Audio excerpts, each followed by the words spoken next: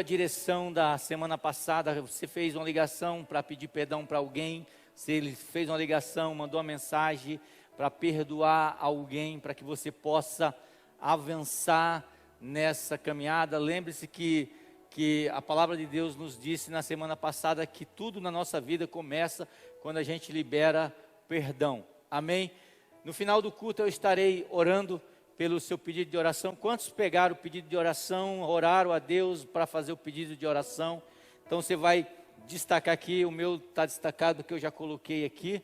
Você vai destacar e aí a gente vai orar em determinado momento dessa reunião. Você vai trazer o seu pedido, vai deixar aqui na taça de oração. Nós vamos orar e vai estar sempre aqui essa taça de oração quando a gente estiver aqui, pastores. Se por acaso não estiver aqui, orem pelos pedidos de oração juntamente com a igreja, porque nós cremos no sobrenatural de Deus na sua vida. Você crê em milagre? Eu também creio. E se você juntar sua fé conosco, com certeza, milagres de Deus vai acontecer na sua vida. Aí você destaca, traz o seu pedido de oração e você vai ficar com o restante aqui com você, vai colocar dentro da sua Bíblia. Nós te demos uma chave para primeira semana passada, de manhã cedo nós falamos algo também aqui para o pessoal da manhã e à noite. Agora nós vamos também no meio da mensagem te dar uma direção que Deus vai nos dar. Você vai marcar essa direção aqui e vai praticar isso durante a semana. Amém? Porque a Bíblia diz o seguinte, lá no livro de Apocalipse, capítulo de número 3, diz: Macários, mais do que feliz, abençoado, mais do que abençoado, é aquele que ouve, aquele que lê e aquele que pratica a palavra de Deus. Não adianta somente você ouvir, não adianta somente você saber, se você não colocar em prática. Tem uma frase aí que as pessoas usam aí, dizendo o seguinte, que o conhecimento é poder. Quem acredita nessa verdade? Que conhecimento é poder? Mentira pura, isso é coisa de coach. Conhecimento só é poder quando você coloca ele em prática. Se você tiver todo o conhecimento do mundo, mas você não colocar esse conhecimento em prática, não serve de nada. Concorda comigo, Fabinho? Aleluia, glória a Deus. Então, bem-aventurado, Macários é aquele que ouve, aquele que lê e aquele que pratica a palavra da justiça.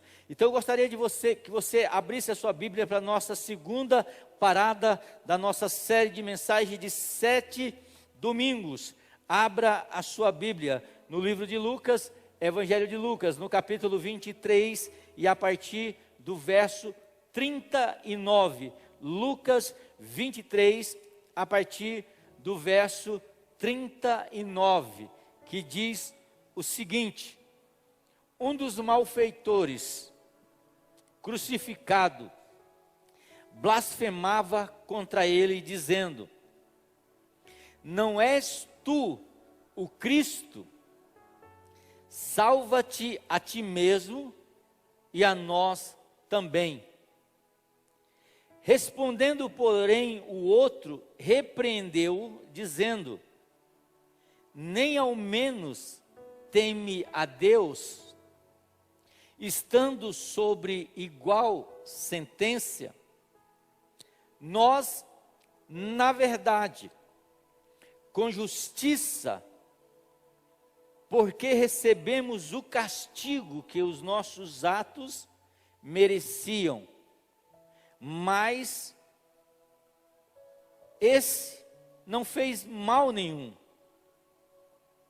Nós, na verdade, com justiça, porque recebemos o castigo aos nossos atos, mas este não fez mal nenhum. E acrescentou: Jesus, lembra-te de mim quando voltares no teu reino. E Jesus lhe respondeu: em verdade te digo, hoje estarás comigo no paraíso. Amém? Vamos repetir a parte B desse versículo? Após mim: na verdade te digo, hoje estarás comigo no paraíso. No Antigo Testamento e nas gerações passadas, quando existia guerra entre nações, e até mesmo hoje, existia muitas vezes, quando acabava a guerra, aquele que vencia a guerra, ele geralmente levava prisioneiros. Na época, eles levavam os prisioneiros para ser escravos. E depois que terminava a guerra, essas pessoas, elas continuavam prisioneiro, até que alguém pagasse o resgate. E geralmente era o marido ou a família que fazia essa negociação. Quem levou aquelas pessoas como escravo, estipulava um valor a ser pago pelo resgate daquela vida. E aí, o parente, ele reunia o dinheiro, o valor para comprar aquela pessoa que fazia parte da sua família, para que ela não vivesse a vida, o resto da vida, como escravo. Então ela ia lá e pagava um valor e trazia aquela pessoa de volta para casa. Isso se chamava redenção. Redenção é um pagamento que se dava para as pessoas que eram escravizadas. A palavra de Deus, ela diz que quando Deus criou o primeiro casal, Deus criou o primeiro casal livre. E aí o primeiro casal pisa na bola, desobedece a Deus. E isso acaba dando uma autoridade sobre a humanidade.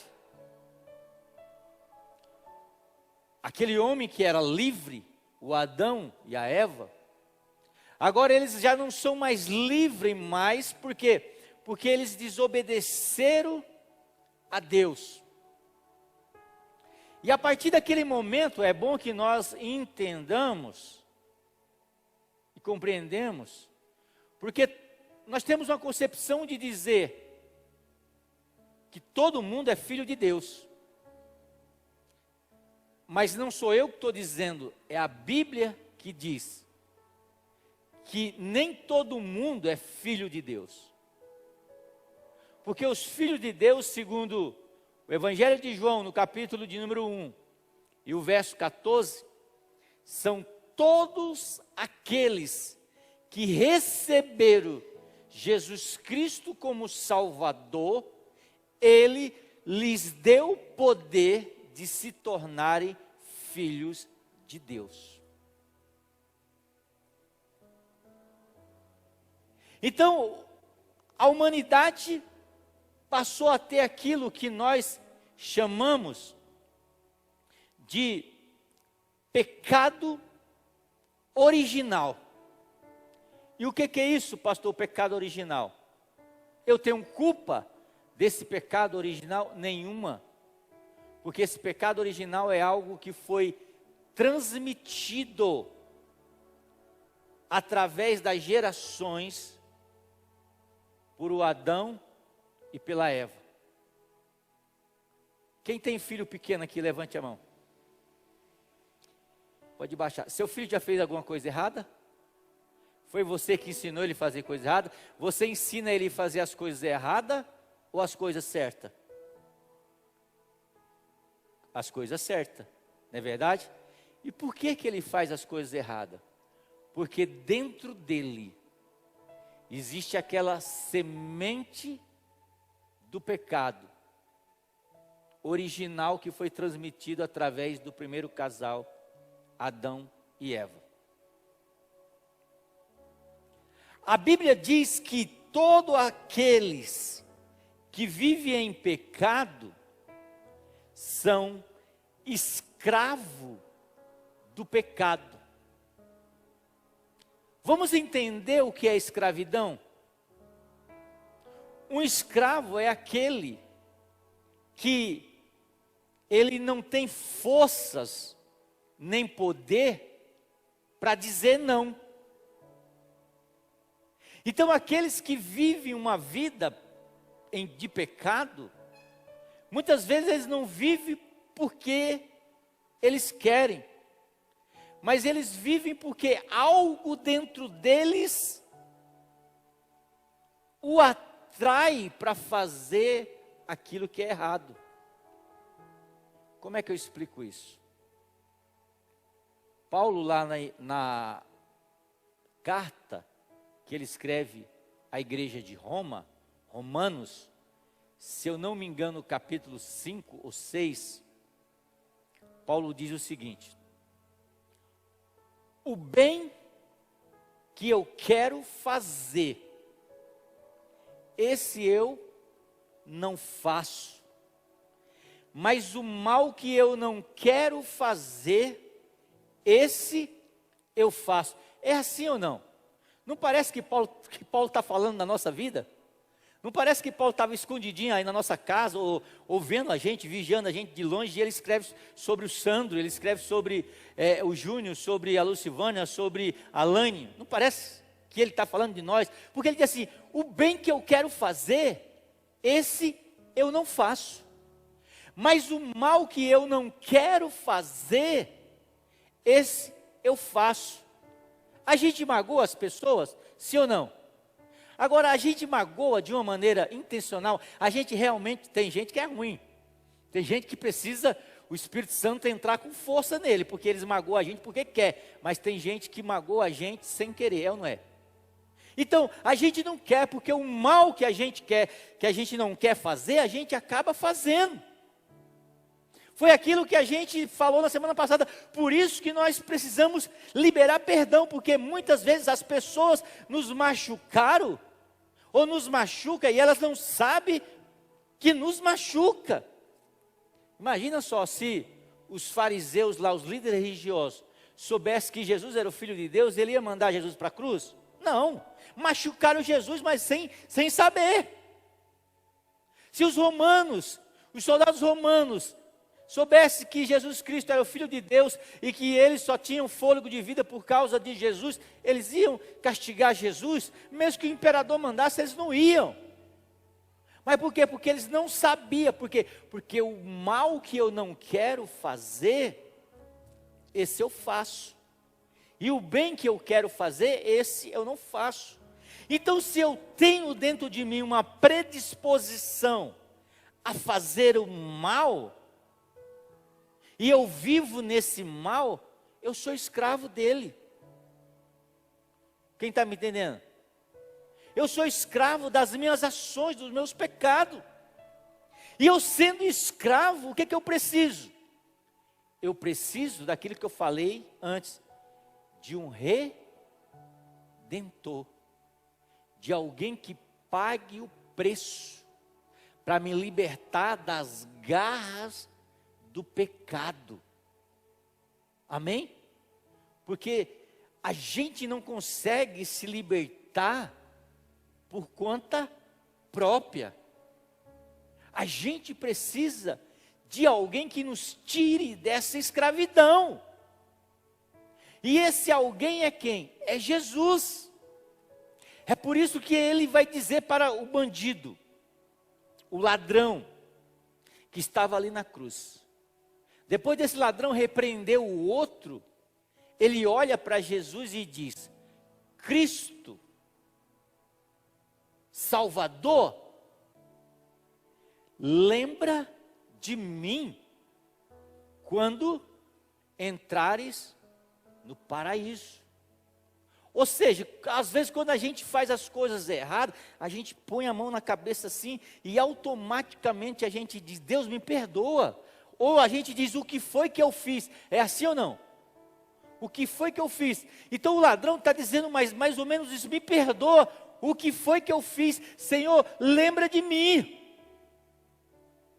Aí Jesus, com aquele grau de graça, de misericórdia, ele vai aplicar redenção no ladrão. Ele vai dizer: hoje mesmo estarás comigo no paraíso. O que ele está dizendo para você? Eu estou te resgatando agora dessa maldição. Eu estou aplicando para você a redenção. Por quê? Porque Jesus, ele sabia que o sangue, que a vida dele se esvaindo ali naquela cruz, o sangue, cada gota de sangue dele derramado, era o pagamento para a rendição, para o resgate da humanidade. Então, o pagamento já foi feito. É por isso que nada do que eu faça vai fazer com que Deus me ame mais. Eu preciso fazer isso para Deus me amar. Não, Deus não vai te amar nem mais nem menos do que Ele te ama. Se eu faço alguma coisa, não é para que Deus me ame mais, porque o amor dele é tão grande que eu não preciso fazer nada. Se eu faço alguma coisa, é porque eu sou grato a Ele, porque Ele fez algo e não me cobrou nada. Há uma diferença entre gratidão, por exemplo, o fato de nós fazermos um jejum de 40 dias, não é para poder ativar a mão de Deus, não é para poder manipular a mão de Deus, é simplesmente para enquadrar a nossa vontade na vontade de Deus. Por quê? Porque se a gente for fazer de acordo com o que a gente acha que é correto, a gente vai pedir coisas que não precisamos. Mas a Bíblia diz que Deus, Ele faz muito mais do que aquilo que pedimos ou pensamos. Amém? Porque às vezes nós pensamos algo e Deus pensa outro. E o profeta Jeremias, ele diz que Deus diz assim: eu é que sei o pensamento que tenho sobre vós. Olha a coisa interessante, Deus pensa a nosso respeito. Amém? Deus, ele está pensando, eu é que sei o pensamento que tenho sobre vós, pensamento de bom e não de mal. Então ele sabe.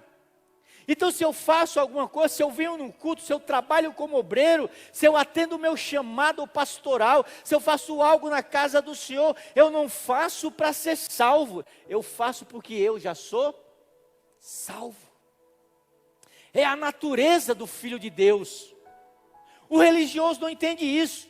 O religioso, ele acha que ele deve subir um mês no monte, ele deve acordar 5 meses na madrugada para orar, porque ele está fazendo um sacrifício, ele está pagando uma promessa para que Deus possa trazer a salvação para ele. Mas eu quero dizer para você que é sacrifício de tolo, se você está fazendo nesse propósito. Por quê? Porque a salvação de Deus, Ele pagou de graça, nem o preço do ouro, da prata, nem de nenhum material precioso era capaz de comprar nenhuma alma que está aqui, porque a Bíblia diz que uma alma, ela vale mais do que o mundo inteiro. Então, se vale mais do mundo inteiro, e algo mais precioso do que o mundo inteiro, era o sangue de Jesus. Então Ele comprou a minha vida e a sua vida. É por isso que quando eu venho na igreja, eu não venho porque eu quero a salvação, porque Ele já me deu a salvação e não te custa nada. Agora, Quando você entende que aquilo que eu acabei de falar, que nós éramos escravos, Jesus Cristo foi lá e pagou o preço do resgate e nos trouxe de volta. Uma vez salvo, salvo para sempre? Hã? Eu estou vendo uns batistão aí, uns presbiterianos. Não. Porque imagina a situação. Alguém foi levado como escravo, aí você vai lá e compra ele de volta. Quanto que ele custa? Custa tanto, você paga o preço. Aí você traz essa pessoa para ser livre. E de repente, essa pessoa é livre, o que ela faz? Ela volta lá para onde ela era escrava, ela começa a ser escravo de novo. Então o que acontece muitas vezes conosco? O Senhor nos salvou, e isso foi de graça. O Senhor nos salvou, nos libertou do pecado, e isso foi de graça. Você está livre, porque a Bíblia diz: se o Filho do Homem vos libertar, verdadeiramente sereis livre. Aí eu estou livre, aí de repente eu volto o quê? Eu volto a pecar. Eu volto a fazer as coisas erradas. Então o que eu fiz? Eu me tornei de novo o quê? Escravo do pecado. Por isso que quando Jesus nos salva, Paulo diz que nós temos que o quê? Exercitar a nossa salvação. Nós devemos praticar a nossa salvação, para que nós não nos tornamos o quê? Escravo do pecado novamente. Quem está me entendendo, diga amém. Para mim não achar que eu estou sendo usado pelo Espírito e falando em línguas estranhas e você não está entendendo. Agora, como receber e viver a grandeza dessa redenção? Primeiro, para receber e viver a grandeza da redenção de Cristo. Todo mundo entendeu o que é redenção? Preço pago pelo resgate. Preço pago pela sua alma. Redenção é o quê? É o preço que Jesus pagou por você. Fechou? Entendeu? Então, para receber e viver a grandeza dessa redenção, primeiro, receba com fé o presente de salvação. Efésios capítulo 2 e o verso 8 diz: pois vocês são salvos pela graça, por meio da fé. Isso não vem de vós, é dom de Deus, não por obras, para que ninguém se glorie. Então a primeira coisa que eu entendo, para receber a salvação, eu preciso ter fé. E a Bíblia diz que nós somos salvos pela graça. Ou seja, o que é graça? Graça é favor imerecido. Qual é o que nós merecemos? O que a Bíblia diz em Romanos 3, se eu não me engano? O salário do pecado é mas o dom gratuito de Deus é a vida eterna. Está dizendo, o salário do pecado é a morte, mas a graça de Deus, algo que eu não mereço, é o quê? É a vida eterna. Olha que Deus maravilhoso, irmão. Nós estamos o quê? Nós merecemos receber a morte, mas esse Deus resolve nos dar a vida.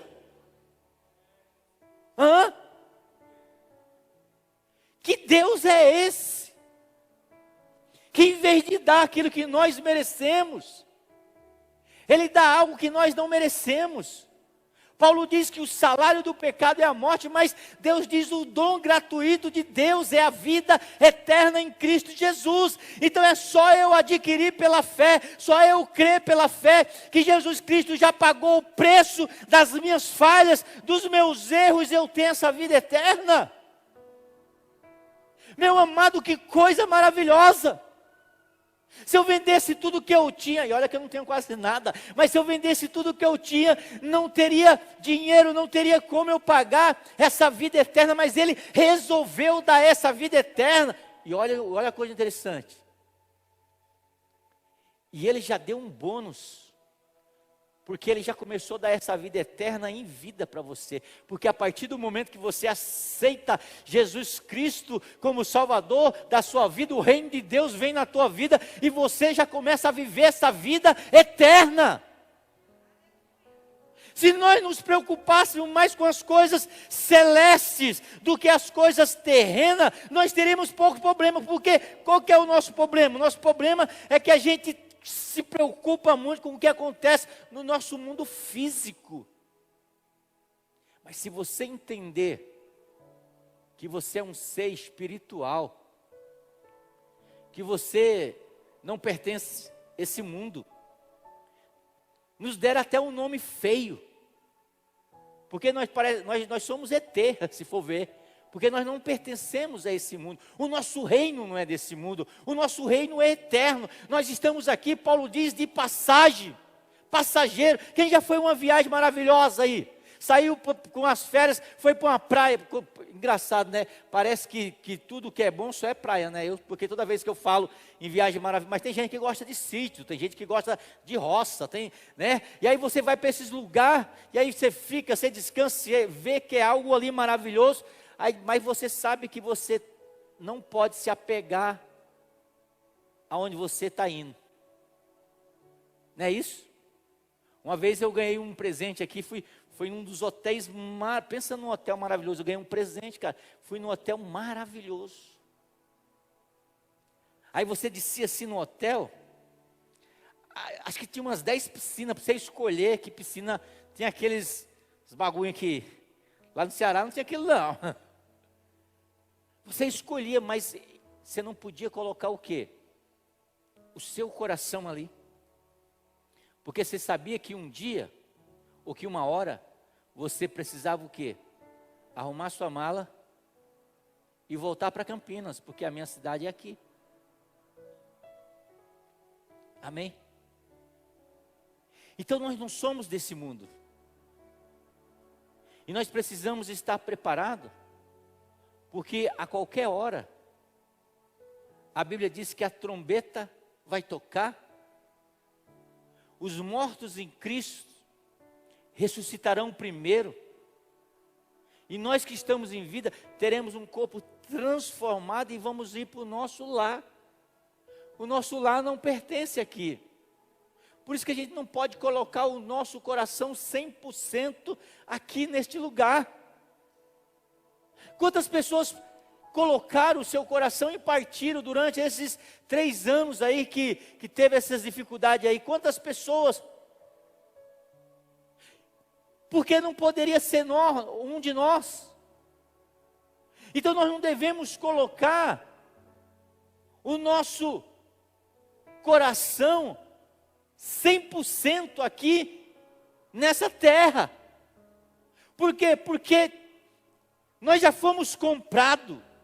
A palavra de Deus, Paulo diz, porque foste comprado pelo um bom preço. Agora glorifique a Deus com os vossos corpos. Ou seja, nós já fomos comprados e um dia ou outro, sabe o que vai acontecer? O nosso dono vai vir nos buscar, irmãos. Vai nos levar para a vida eterna, para estar junto dele. E por que o diabo não toca em cada um de nós? Por quê? Porque ele sabe que mesmo nós estando aqui, e o nosso dono não ter vindo nos buscar para o nosso lugar definitivo, nós temos um dono aqui, que é Jesus Cristo. E lá em João capítulo 14, ele diz o seguinte: não fique triste nos vossos corações, creia em Deus e creia também em mim. Na casa do meu pai há muitos quartos. Se não fosse assim, eu não vos teria dito, pois eu vou preparar um lugar. E quando eu preparar este lugar, eu vou vir buscar cada um de vocês para viver comigo. Ele não está dizendo que ele vai nos comprar de novo, porque ele já comprou.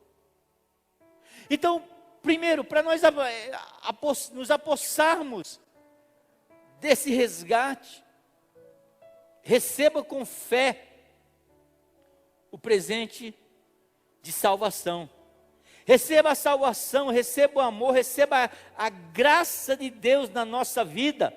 Apocalipse capítulo 7, o verso 10 diz: a salvação pertence ao nosso Deus, que se assenta no trono, e ao Cordeiro. João capítulo 10, o verso 28 diz: e eu lhes dou a vida eterna, e ela jamais perecerá, ninguém poderá arrancar você da minha mão. Para que você tome posse desse resgate, dessa redenção. Segundo, honre e desenvolva sua vida em Jesus. Honre e desenvolva sua vida em Jesus. 2 Coríntios capítulo 5, verso 17, diz: portanto, se alguém está em Cristo, é nova criatura. As coisas antigas já se passaram, e eis que surgirão coisas novas. Ou seja, honre e desenvolva a sua vida em Cristo. Irmão, você não pode ter aceitado Jesus Cristo há 10 anos atrás, há 1 ano atrás, e você viver uma vida como se você não tivesse Jesus na sua vida. Se Jesus realmente entrou na nossa vida, já a gente tem que mudar. Se a gente diz que está em Cristo, a gente precisa mudar. Porque a palavra de Deus, o que ela diz? Ela diz que pelos frutos a gente conhece a árvore. Pelas nossas atitudes, a gente conhece se nós realmente nascemos de Cristo ou não. Pelas nossas atitudes, nós sabemos se estamos em Cristo ou não. Porque Paulo vai dizer que aqueles que estão em Cristo é nova o quê? Nova criatura. As coisas antigas se passaram e tudo se fez novo. Então, aquele erro que você fez, e você já pediu perdão a Jesus, Ele já te perdoou. Então por que você não perdoa a você mesmo? Porque você fica se martirizando com algo que você fez no passado, e já pediu perdão a Deus, e Deus já te perdoou, porque a Bíblia diz que as coisas velhas se passaram. Então a partir do momento que você aceitou Jesus, não importa o que você fez no passado, agora vai começar uma nova fase na sua vida, tudo se fez novo. Inclusive eu quero abrir um parênteses para você que está aqui pela primeira vez e não aceitou Jesus Cristo como Salvador. A tua vida pode começar hoje. A tua vida pode começar hoje. Por quê? Porque se nós estamos em Cristo, nova criatura nós somos. As coisas velhas se passaram e tudo se fez novo. Tem alguém aqui nessa noite que quer aceitar Cristo como Salvador na sua vida e começar uma nova vida a partir de hoje? Levante a sua mão, eu quero orar com você, para que você possa ter uma nova vida. Levante a sua mão. Tem alguém aqui nessa noite que quer entregar a sua vida para Jesus? Porque a palavra de Deus, ela diz: se eu estou em Cristo, nova criatura eu sou. As coisas velhas se passaram e tudo se fez novo. Então se eu mentia, eu não posso mentir mais. Se eu ficava enganando, eu não posso ficar enganando mais. Porque agora eu sou o quê? Uma nova criatura. Terceiro, se você quer viver a redenção, viva para cumprir o propósito de Deus. Efésios capítulo 2 e o verso 10 diz: porque somos criação de Deus, realizada em Cristo Jesus, para fazermos boas obras, o qual Deus preparou de antemão para que nós a praticássemos. Então, viva para cumprir o propósito de Deus. E qual é o propósito de Deus na nossa vida? É ser bênção na vida de outras pessoas. Não tem nada a ver conosco. Porque a Bíblia diz que aqueles que estão em Cristo são como árvores plantadas junto ao ribeiro. Quem não sabe o que é o ribeiro, é uma água, é um riacho correndo.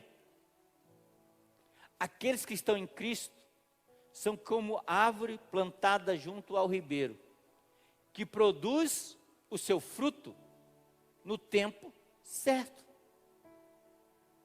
Olha, interessante. Se você está plantado em Cristo, você é o quê? A Bíblia diz que é uma árvore. E a árvore, ela produz fruto para ela mesma? Me diz uma coisa. Você já pensou nisso?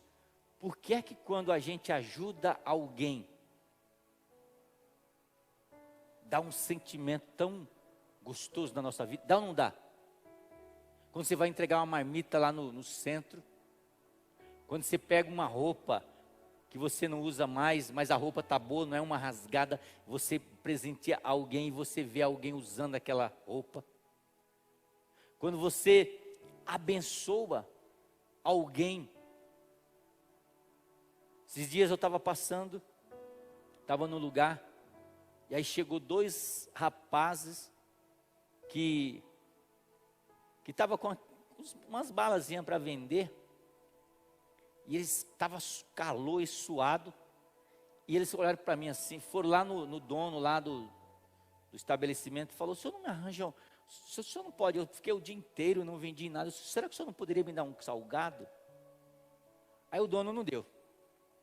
Aí ele olhou para mim e falou assim: o senhor não poderia pagar um salgado para mim e para o meu amigo?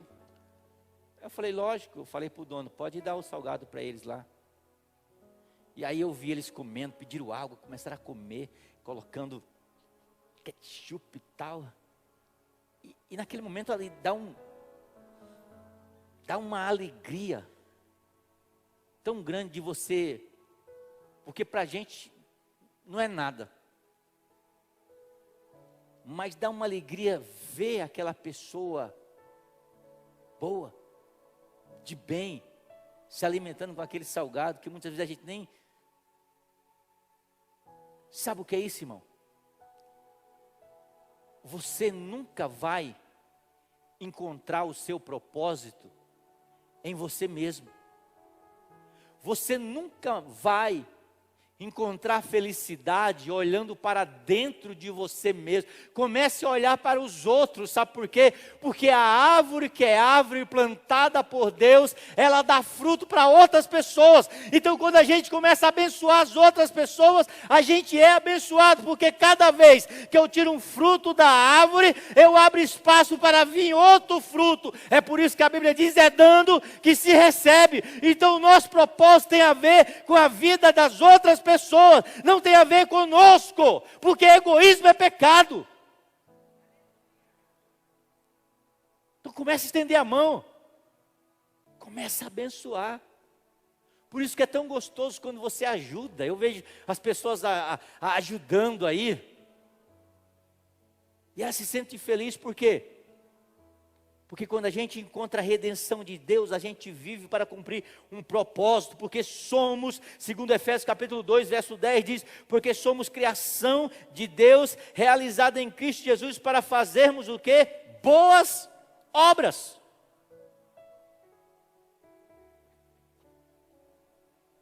Quem quer ficar rico aí? Levanta a mão.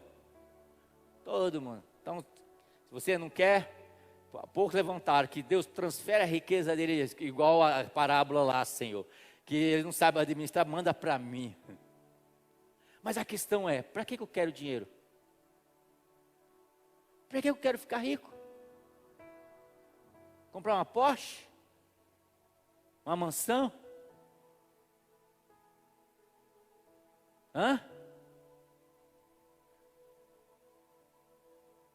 Quando você pede um aumento, para quê?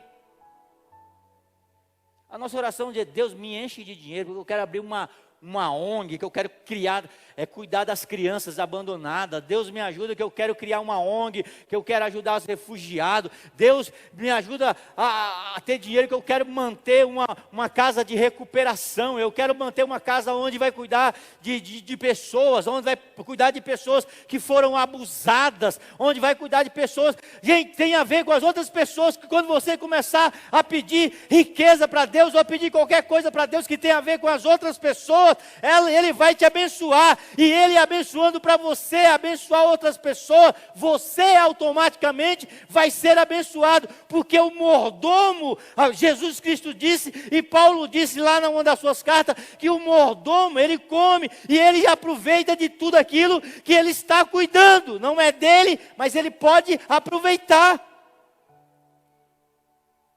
Mas ele tem que saber que ele é o mordomo. Ele tem que saber qual é o propósito dele. Quem está me entendendo, diga amém.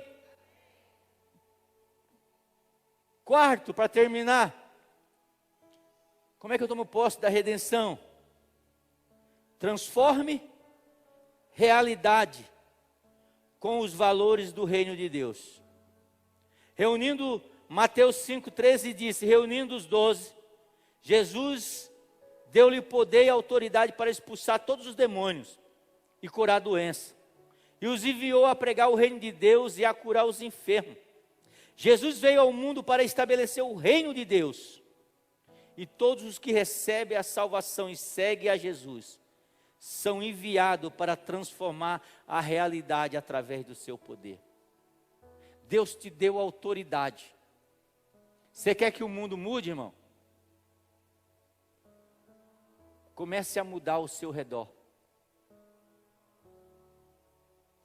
A gente cobra muito que o mundo está isso, que o mundo está aquilo, mas o que é que nós estamos fazendo para que o mundo mude? Nós reclamamos hoje que as igrejas estão assim, que estão assado, mas o que é que nós estamos fazendo para que as igrejas mudem? Então, seja a mudança que você espera no mundo. Comece por você. Comece por você. Porque no meio de uma escuridão, se você acender uma luz pequena, ela vai fazer a total diferença. Você não crê nisso? Fabinho, apaga todas as luzes, deixa só ali acesa. Apaga aqui também. Pode apagar tudo. Consegue apagar tudo aqui? Olha aí. Tudo escuro. Mas uma luz acesa faz toda a diferença. Então, se você quer que o mundo mude, seja a mudança que você espera no mundo. Amém? Pode deixar apagado aí. Você poderia ficar de pé?